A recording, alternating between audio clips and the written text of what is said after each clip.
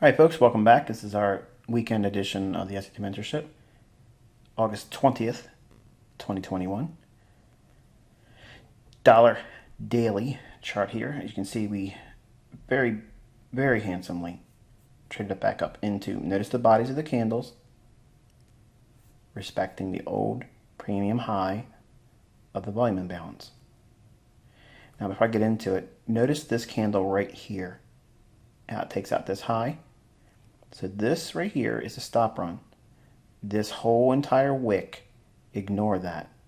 Okay, pretend it doesn't even exist there. So if you do that, refer back to this candle's low and this candle's high. So between this candle's low and this candle's high, ignoring all this wick here, you get a fair value gap. Okay, so by doing that, split that range in half. And you can see we just about got there with this run-in intraday. But we worked inside of this down candle, ignoring the stop run here. All right, so just a real nice delivery, what we were looking for this week. And I want to take you back to Wednesday, though. Notice how this candle looked indecisive. Now, when you see candles like that, and you studied anything like Steve Nielsen's books or whatever, these candles can lead to indecisiveness, not really knowing what's likely to happen. When order flow is bullish and we have yet to trade to an objective or take out buy side liquidity or relative equal highs in a more meaningful manner, because it only poked up above it a little bit right here. I like these kind of candles because it sets up a large range day. Now, it may not happen the very next day, but usually within the next day after that. So in other words, if you have an indecisive candle, what is an indecisive candle? You're probably asking yourself. When it has like a little bit of a wick on the lower end, a little bit of wick here, and the body is next to nothing in terms of size. Very little difference between the opening and closing price. That indecisiveness leads to a directional move one way or the other. Now, if this is leading to or a precursor to magnitude or movement in a directional bias, the question is what was our bias? Bullish. So that way we can anticipate the low being near the opening price the very next day or the next day after. Now we know this day here is Thursday, so it might make an energetic run into this level as we were expecting, and it trades up in there and it creates the weekly range objective.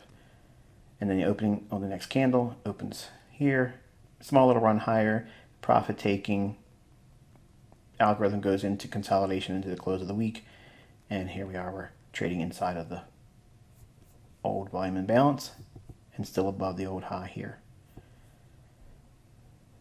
So it's an interesting study for you to go back through and look at how candles like this one here, when there's a directional bias, leads to an energetic run in the direction that your underlying bias would be. Now, not your bias, but the algorithm bias. Where is institutional order flow pointing to? Where is it taking us? So just go through your charts and you'll see indecisive candles leads to a big range day. Well, here's one right here. Indecisive candle. Very next candle doesn't do it, but then we have it here. And then the market rallies hard. Here's one here. Indecisive candle and bullish, rallies hard. Big range day here. So for a day trader, it's just a really good way of expecting a big pop or a large range day.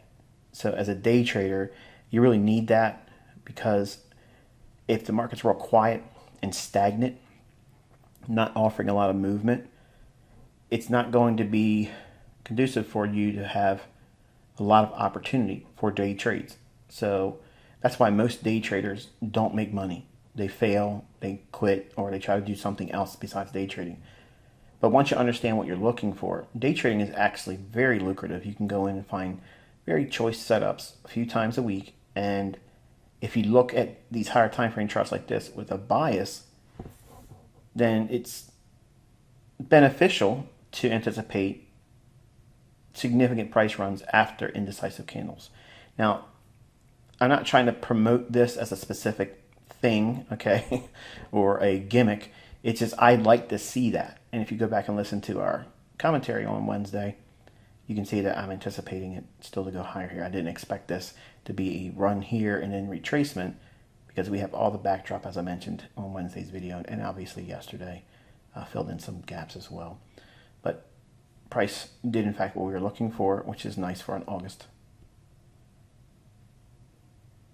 Dollar index hourly chart. You can see here we small little consolidation, rammed up into 93.70-ish, just a little bit above the 70 level. Would have been nice to just tag the 93.80 level. I mean, I would have been more polite, but it just stiffed it, said no, ain't happening, and then consolidated, and we're back inside the daily volume imbalance.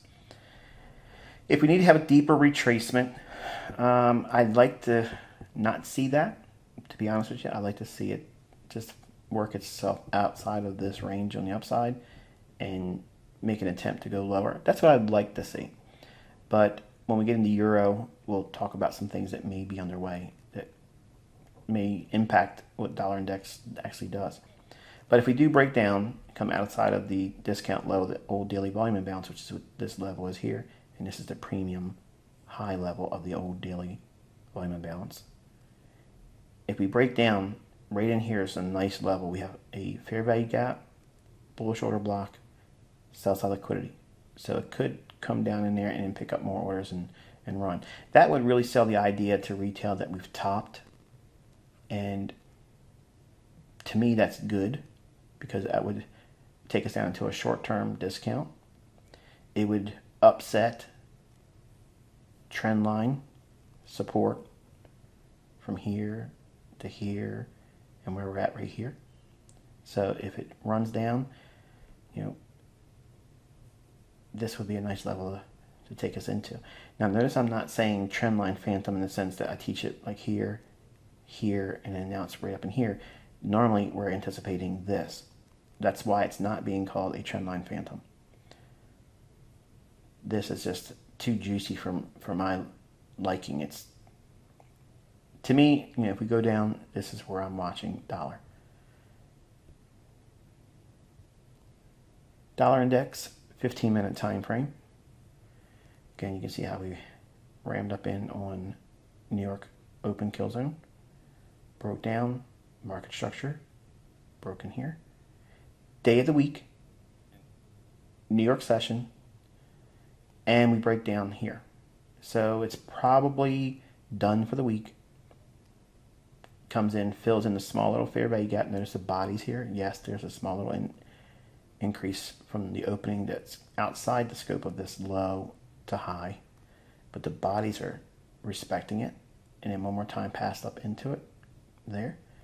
Then displacement to the downside, cleaning up all these really nice, relatively cool lows where sell side liquidity would be. They dig into it here, come back in one more time, and pass underneath the short-term low. But doesn't really make an attempt to get below here.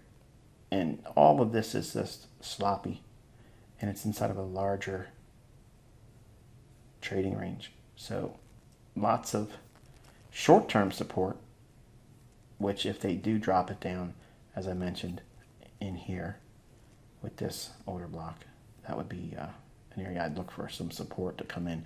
If that were to fail, then we'll have to revisit things on that note. But right now, I haven't changed my mind about where I think dollar is going and or euro, but there are potentially going to be some speed bumps in euro dollar. So let's take a look at that now. Here's euro dollar daily chart. Bearish breaker, mean threshold, we already went through all that. Indecisive candle again on Wednesday, like on dollar. Then we had a nice decline down, and then we went just a little bit lower than Thursday's low, and then right back up into the old low. Just typical, and we've already went down for the whole week, and now we're just seeing a return back to old structure. So sell side liquidity pool here, still in my mind is where it's likely to go to. It's not going to be a straight shot into it because Euro Pound has been wanting to rally, and the last 2 days we've seen that. So drop down into the hourly chart on Euro Dollar. You can see we went right back up into that old daily low, and we're consolidating in here. Okay, so if this is consolidation, cable is going lower, that allows Euro Pound to rally.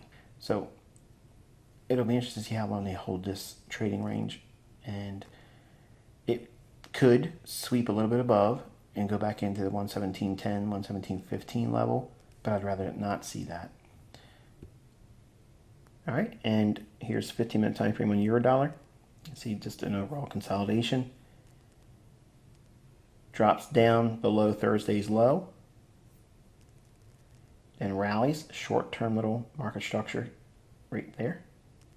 And the market drops back down into this candle right here, which is the lowest down close candle. Not this one. Okay, not this one.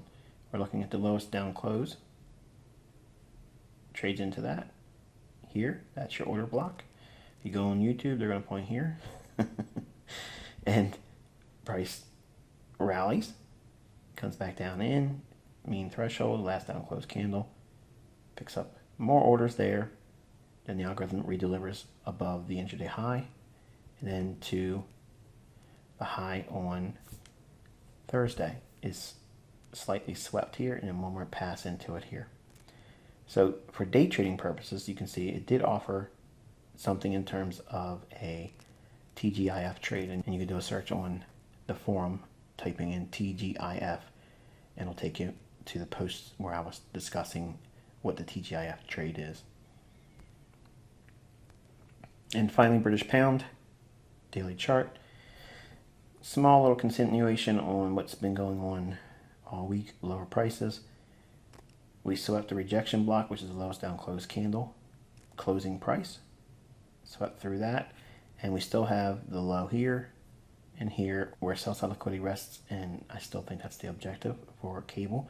Once it trades there, just so let me get this in beforehand. Once it trades here and really digs into the sell side, I'm neutral.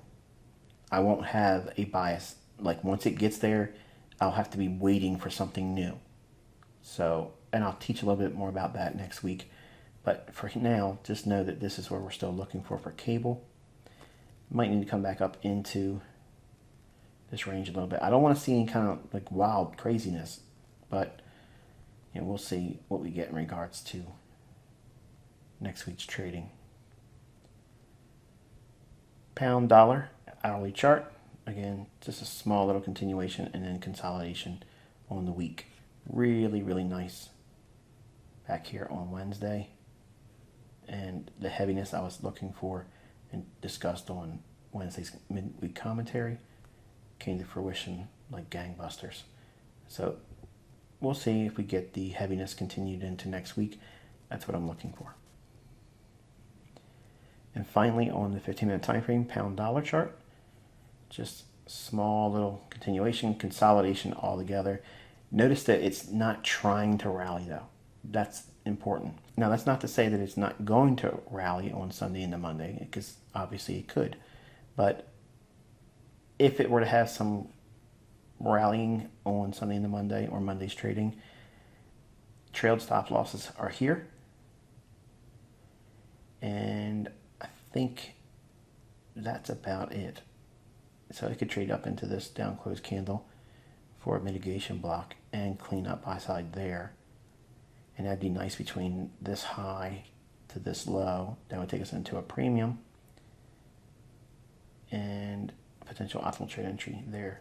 So if it traded to that level or thereabouts, I think that would be reasonable for another leg lower, but we'll see.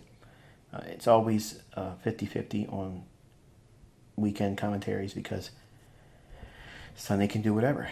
They could be dropping bombs somewhere and set off all kinds of waves through the marketplace, and then there it is. We are still in a black swan environment.